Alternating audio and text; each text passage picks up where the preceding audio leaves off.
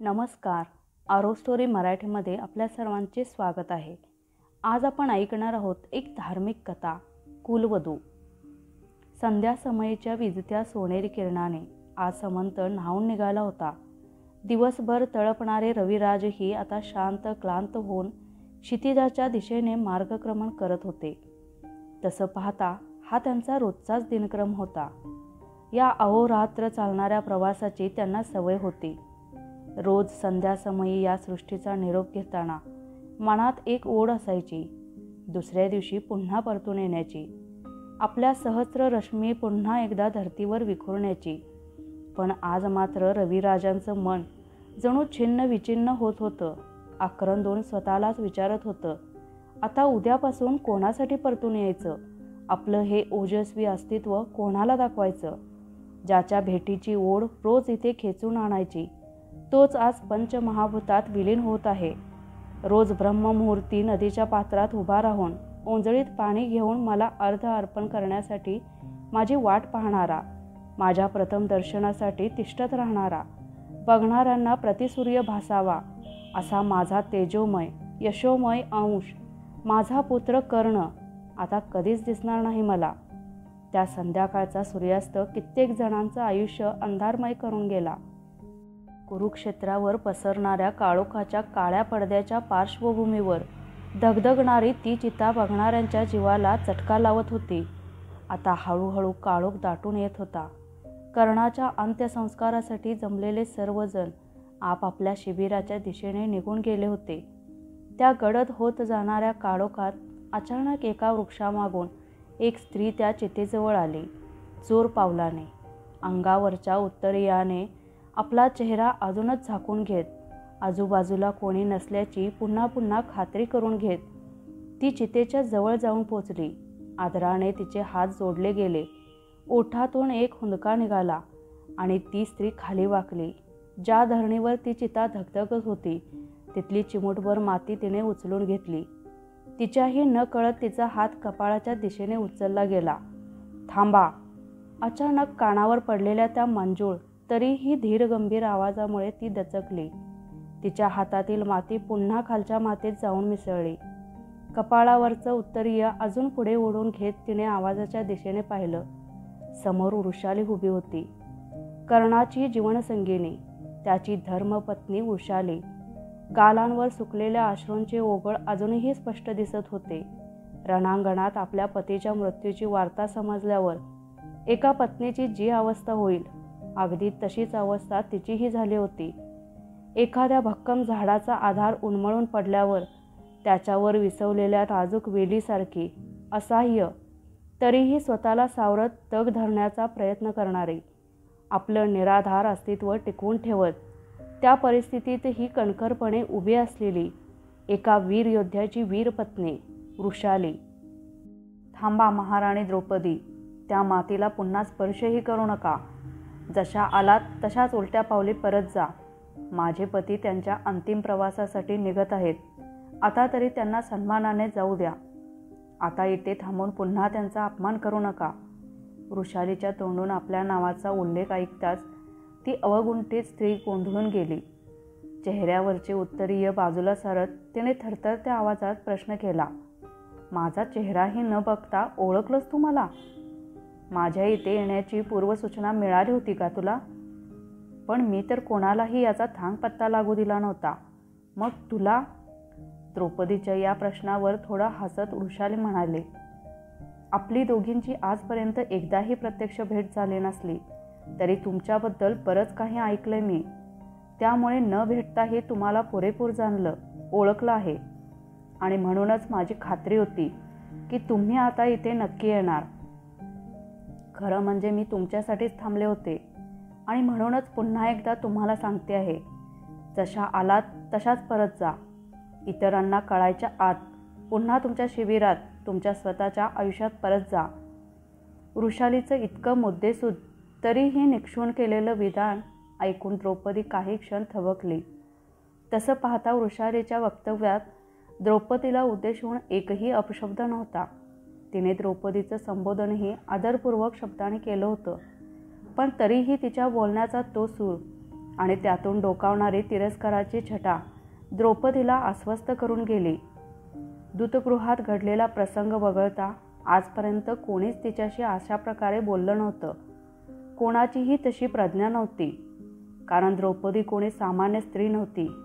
ती याज्ञसेन होती, सामर्थ्यशाली पांडवांची पट्टराणी, गुरुकुलाची कुलवधू होती. आणि म्हणूनच वृषालीच्या भाषेतील साधे सरळ वाटणारे ते वाग्वान तिच्या उद्विग्न मनावर अजूनच ओरखडे ओढून गेले. तशा अवस्थेतही तिने स्वतःला समजावलं, कर्णाच्या मृत्यूची बातमी ऐकून माझीच मनोअवस्था इतकी दोलायमान झाली आहे. वृषाली तर त्याची पत्नी आहे, तिचं संपूर्ण विश्वच उद्ध्वस्त झालंय. अशा दुःखी मनस्थितीत कदाचित ती चुकून हे सगळं बोलून गेले असेल. तिला दोष देण्यात काय अर्थ. अचानक द्रौपदीच्या मनात वृषालीबद्दल अपार प्रेम माया दाटून आली. भावनेच्या भरात ती वृषालीच्या जवळ गेली आणि तिला धीर देण्यासाठी तिच्या दिशेने हात पुढे केला. पण त्या क्षणी वृषाली 2 पावलं मागे सरकली आणि द्रौपदीकडे एक जळजळीत कटाक्ष टाकत तिने प्रश्न केला, आत्ता यावेळी इथे येण्याचं प्रयोजन? मला जरी त्याची कल्पना असली तरी ते सत्य मला तुमच्या तोंडून ऐकायचं आहे. आता मात्र द्रौपदीला वृषालीचं ते टोचून बोलणं चांगलंच झोंबलं. तिच्या मनात आलं, माझ्या पदाचा, माझ्या प्रतिष्ठेचा हिला पुरेपूर विसर पडलेला दिसतोय. आज जरी मी हिच्यासमोर अशा परिस्थितीत उभी असले तरी मी कुरूंची कुलवधू आहे अशी अपमानास्पद वागणूक मला मान्य नाही. तिच्याही नकळत तिची मान उंचावली.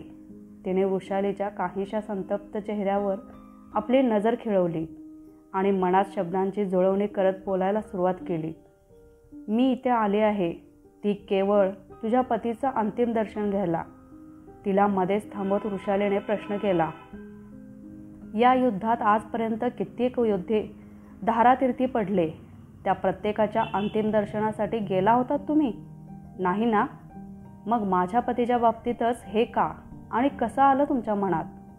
तुम्ही तर कायम त्यांचा तिरस्कारच केलात, म्हणजे निदान जगाला तरी तसंच भासवलं. वृषालीचं ते शेवटचं वाक्य ऐकताच द्रौपदीच्या चेहऱ्याचा रंग उडाला. तिला क्षणभर शंका आली, या वृषालीला दुसऱ्यांच्या मनातलं जाणून घ्यायची कला तर अवगत नाही ना? इतका वेळ वृषालीच्या डोळ्यात बघणारी द्रौपदी आता तिची नजर चुकवत म्हणाली, बरोबर आहे तुझं म्हणणं. मी प्रत्येक योद्ध्याच्या अंत्यदर्शनासाठी नव्हते गेले, पण तरीही आज आत्ता तुझ्या पतीच्या चितेसमोर उभी आहे आणि ती देखील फक्त एकाच कारणासाठी. आज मी त्यांची क्षमा मागायला इथे आले आहे. वृषालीच्या चेहऱ्यावरचे झरझर बदलणारे भाव बघत द्रौपदी घाईघाईत पुटपुटली, नुसती क्षमा मागायलाच नव्हे तर त्यांच्याप्रती माझ्या मनात जो आदरभाव आहे. बोलता बोलता द्रौपदी थांबली. तिच्या चेहऱ्यावरचा तो लाचार आणि काहीसा लाजिरवाणा भाव बघून वृषालीच्या काळजात संतापाची एक तीव्र कळ उठली. काही क्षणासाठी ती आजूबाजूचं सर्व काही विसरली.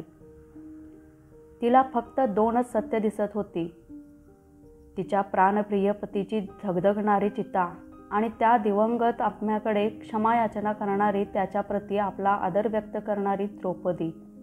स्वतःच्या भावनांवर कसाबसा ताबा मिळवत तिने द्रौपदीला विचारलं, क्षमा? आणि तीही माझ्या पतीची?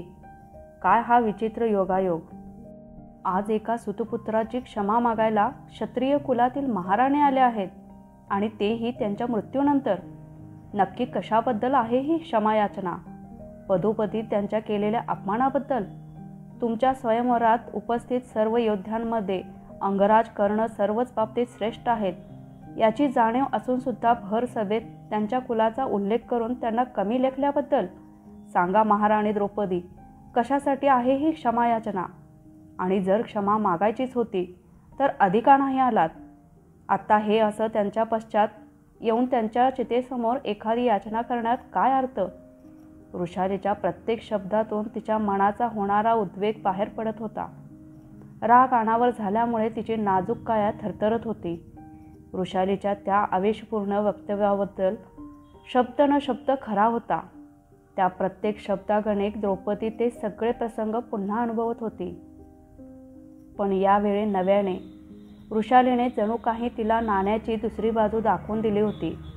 द्रौपदी आपली बाजू मांडायला सुरुवात करणार इतक्यात वृषालीला काहीतरी आठवलं आणि ती म्हणाली, आणि तुम्ही काय म्हणालात? तुमच्या मनात माझ्या पतीविषयी आदरभाव आहे, विश्वास बसत नाही आहे. पण जर खरंच तसं असेल तर उशिरा का होईना, पण त्या विश्वेश्वराने तुम्हाला सद्बुद्धी दिली म्हणायची. पण या पश्चात बुद्धीमागचं कारण कळू शकेल का मला?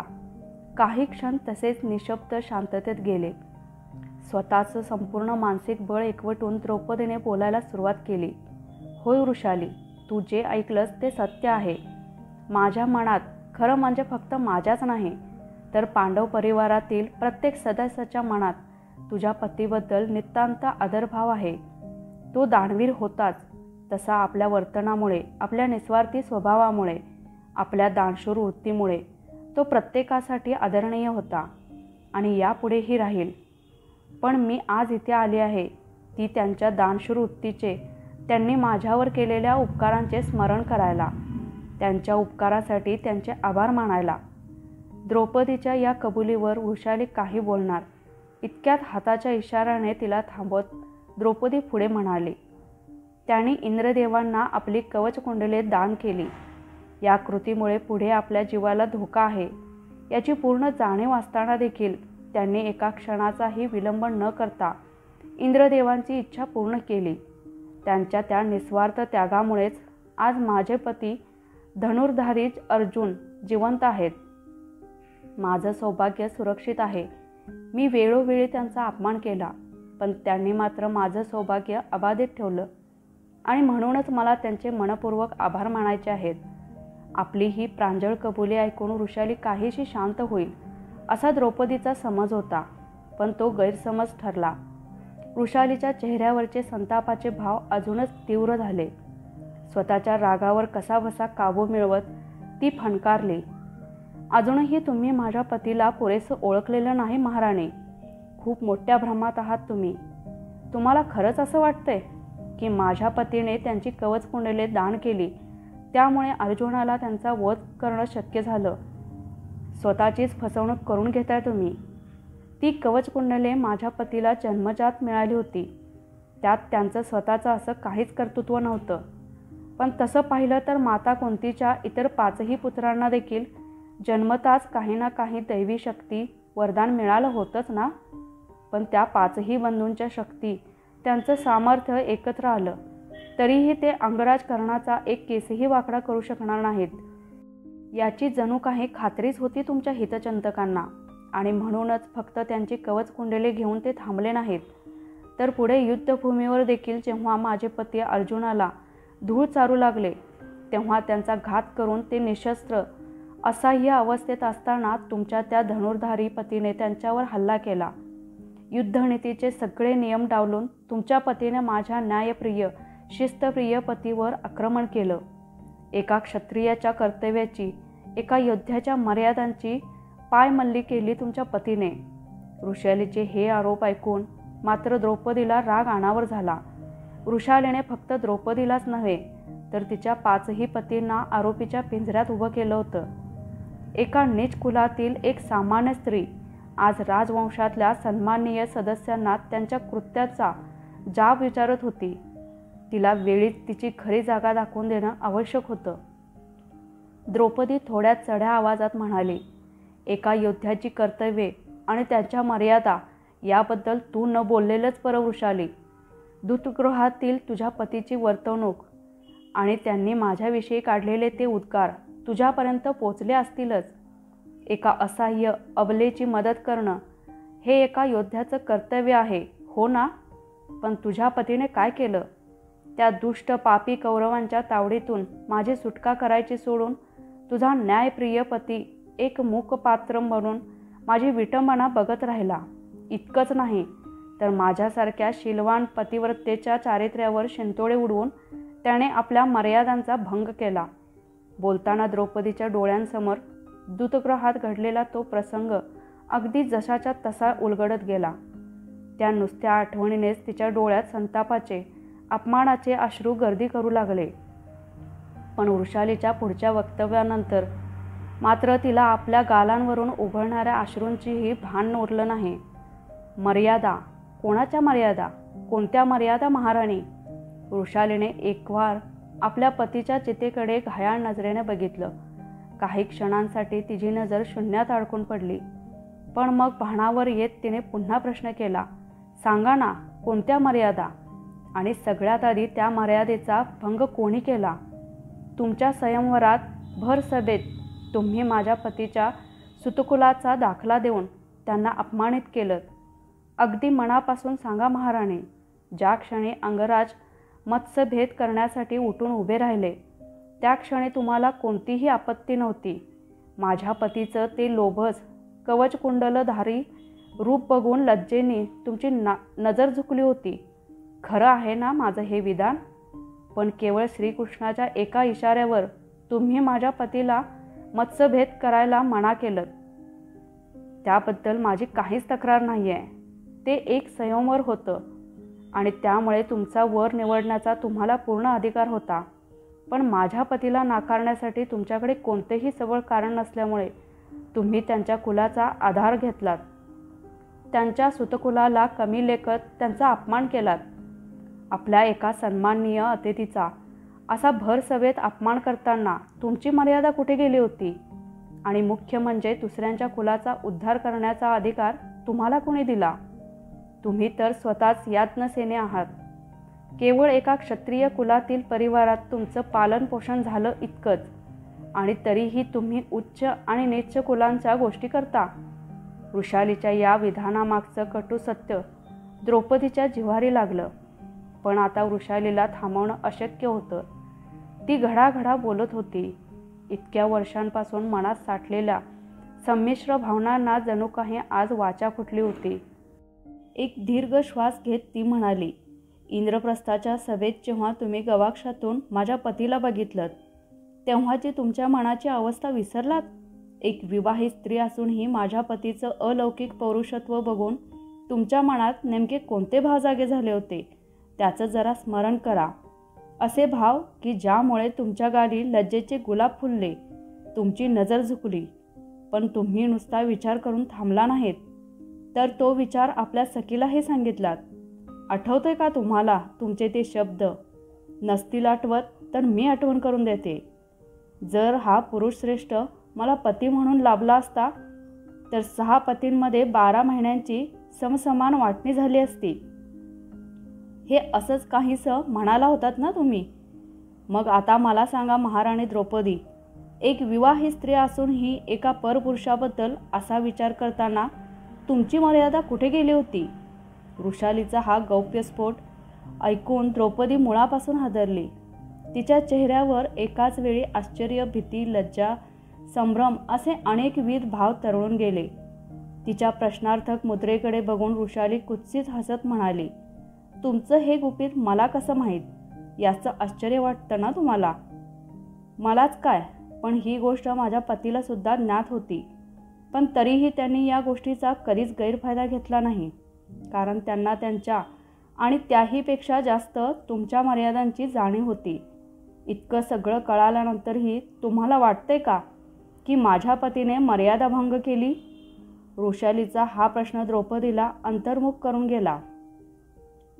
पण काही क्षणातच तिचा अभिमान पुन्हा उफाळून आला. तिने वृषालीला उलट प्रश्न केला, जर त्यांना माझ्या मर्यादांची इतकी जाणीव होती तर दूतगृहात माझ्या अब्रूची लक्तरं निघत असताना माझ्या मदतीला का नाही आले तुझे पती? आता मात्र वृषाली विषण्ण हसली.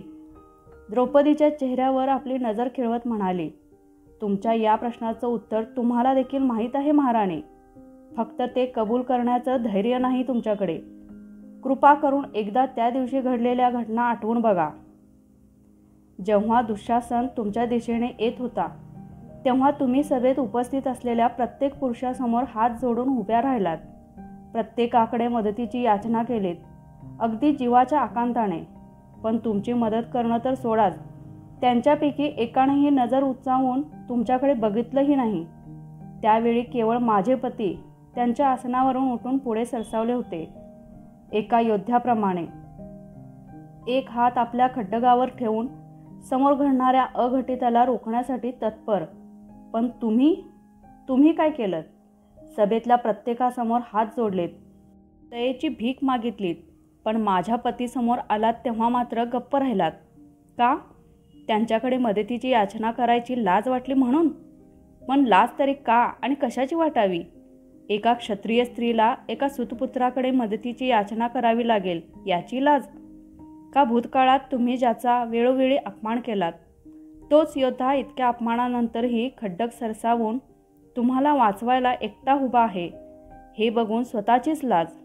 सांगा महाराणी, का गप्प राहिलात तुम्ही? वृषालीच्या प्रश्नांच्या सरबत्तीपुढे द्रौपदी निरुत्तर झाली होती. काहीशी अंतर्मुख होऊन आपल्याच मनाला भावनांना पडताळून पाहत होती. पण वृषालीच्या आक्षेपांना थोपावून धरेल असं एकही सबळ कारण तिला सापडत नव्हतं. शेवटी नाईलाजाने तिने शेवटचा प्रयत्न करायचं ठरवलं. उसन्या आवेशाने ती उत्तरली, त्यावेळी माझ्या मनाची स्थिती काय होती याची तुला तीळमात्रही कल्पना नाही आहे वृषाली. त्या क्षणी मी दुतात हरलेली एक दासी होते, एक असह्य अबला. तिचं वाक्य मध्येच तोडत वृषाली उद्गारली, तुम्हाला खरंच असं वाटतंय? खरंच तुम्ही स्वतःला असह्य समजता, अबला मानता? महाराणी, तुमच्या या नाजूक शरीरात एखाद्या पुरुषाचा प्रतिकार करायची शक्ती नसेलही कदाचित, पण तुमच्या वाणीत अपार शक्ती आहे, विनाशकारी शक्ती. समोरच्या व्यक्तीला आपल्या शाब्दिक बाणाने छिन्न विछिन्न करून त्या व्यक्तीचा अभिमान, त्याची मनशांती भंग करण्याचं सामर्थ्य आहे तुमच्या वाणीत. एका सर्वश्रेष्ठ योद्ध्याला त्याच्या युद्ध कौशल्याच्या तराजूत तोलायचं सोडून केवळ त्याच्या कुलावरून त्याच्या शौर्याचं मूल्यमापन करणं हेच का तुमचं असह्य असणं? महाराज धृतराष्ट्रासारख्या वयोवृद्ध श्रेष्ठांच्या शारीरिक व्यंगाचा उल्लेख करून त्यांचा आणि युवराज दुर्योधनाचा अपमान करणं हेच का तुमचं अबला असणं? सांगा महाराणी, खरंच तुम्ही असह्य अबला नारी आहात? आता मात्र द्रौपदी निशब्द झाली होती. उभ्या जागी खिळून ती अगतिकपणे वृषालीचं सगळं बोलणं ऐकून घेत होती.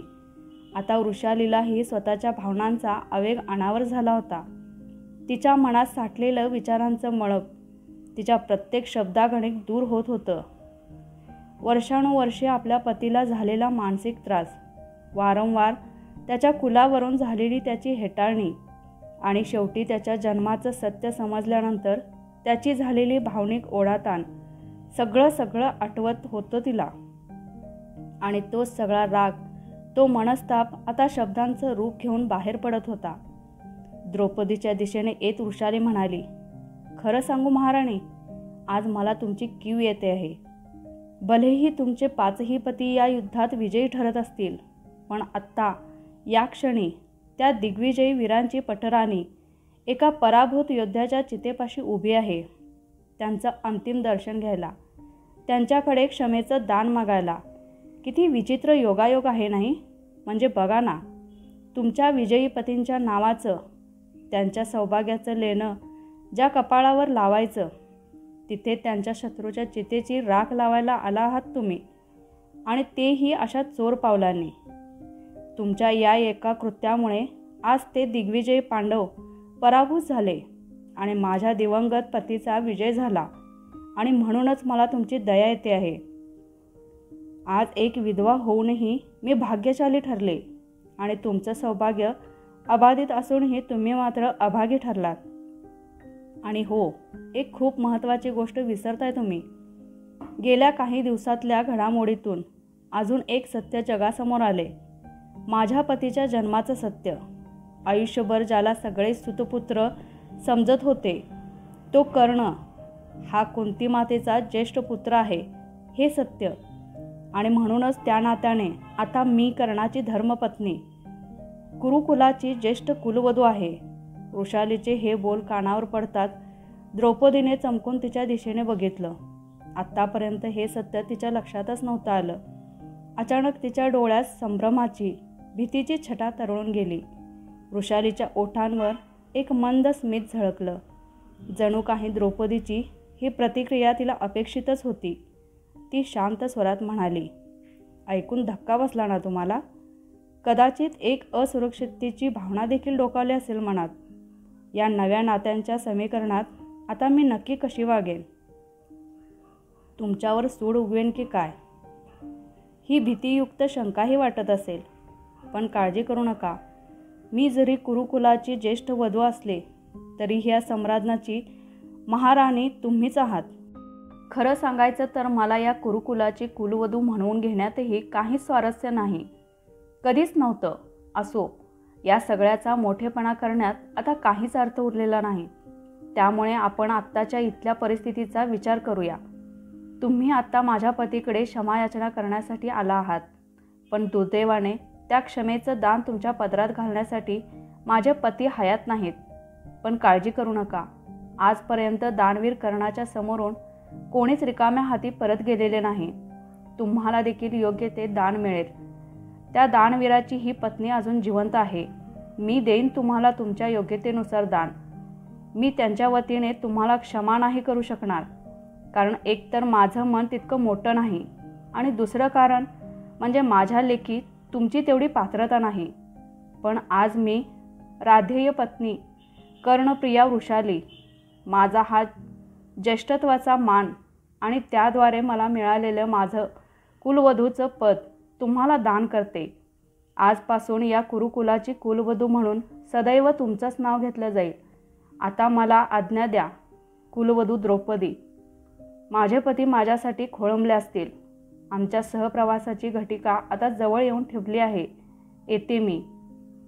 वृषालीच्या अखेरच्या वक्तव्याचा अर्थ द्रौपदीच्या लक्षात येईपर्यंत वृषालीने समोर धगधगणाऱ्या आपल्या पतीच्या चितेत सहर्ष मुद्रेने प्रवेश केला देखील.